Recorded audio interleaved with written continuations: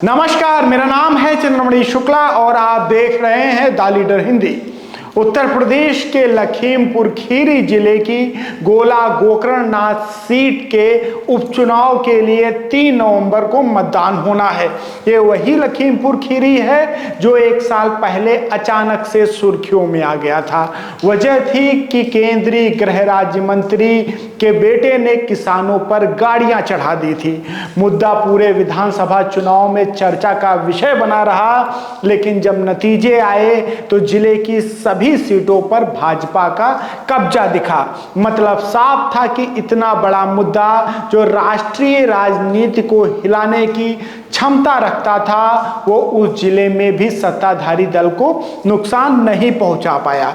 UP की राजनीति में इस सीट का रिजल्ट इसलिए भी काफी मायने रखता है कि यहां इस बार बीजेपी और समाजवादी पार्टी की सीधी टक्कर है, क्योंकि बीएसपी और कांग्रेस ने अपने प्रत्याशी इस सीट पर इस बार नहीं उतारे हैं। इसके पहले इस साल हुए विधानसभा चुनाव में यहां बीजेपी के अरविंद गिरी को चुना गया था, लेकिन दिल का दौरा पड़ जाने से उनका निधन हो गया। बीजेपी ने उनके बेटे अमन गिरी को यहां से टिकट दिया है।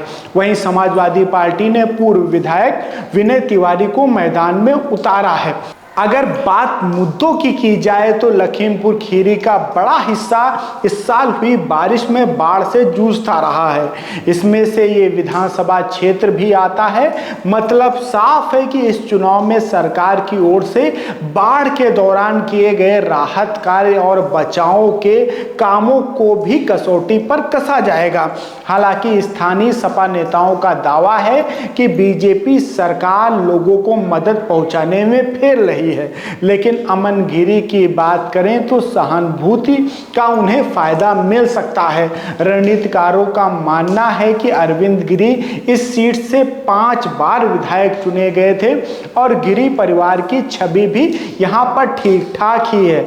अमन गिरी के पिता अरविंद गिरी साल 2022 और साल 2017 के विधानसभा चुनाव में यहां से विधायक चुने जा चुके थे। इसके पहले वो साल 1996, 2002 और 2007 में सपा से विधायक चुने गए थे। उस समय गोला गोकरणनाथ सीट का नाम हैदराबाद था।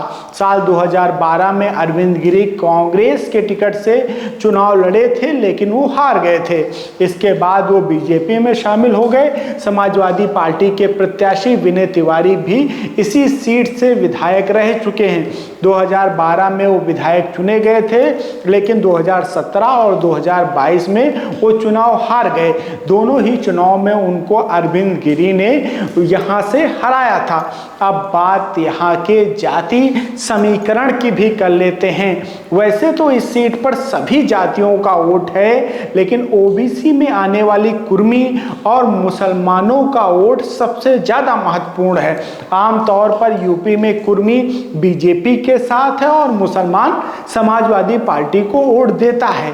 इस चुनाव में कोई और पार्टी के कैंडिडेट नहीं खड़े हुए हैं। इस वजह से मुसलमानों का एकमुश्त वोट सपा के खाते में जाने की उम्मीद है। अगर बीते विधानसभा चुनाव की बात करें तो बीजेपी को यहां पर 48.67% वोट मिला था, सपा को 37.40%, बीएसपी को 10.37% और कांग्रेस को 1.35% वोट मिले थे। यहां पर कुल वोटरों की संख्या 3.96 लाख है। अब बीते चुनाव को देखते हुए अगर बात करें तो समाजवादी पार्टी को बीएसपी और कांग्रेस के वोटरों का इतना समर्थन मिले तो बीजेपी से वोटों के अंतर को पाटा जा सकता है, तो उसको जीत भी मिल सकती है। यूपी विधानसभा चुनाव के बाद से विपक्ष की हालत किसी से छिपी हुई नहीं है। इसके बाद रामपुर और आजमगढ़ लोकसभा उपचुनाव में भी समाजवादी पार्टी को करारी हार झेलनी पड़ी। पड़ी थी।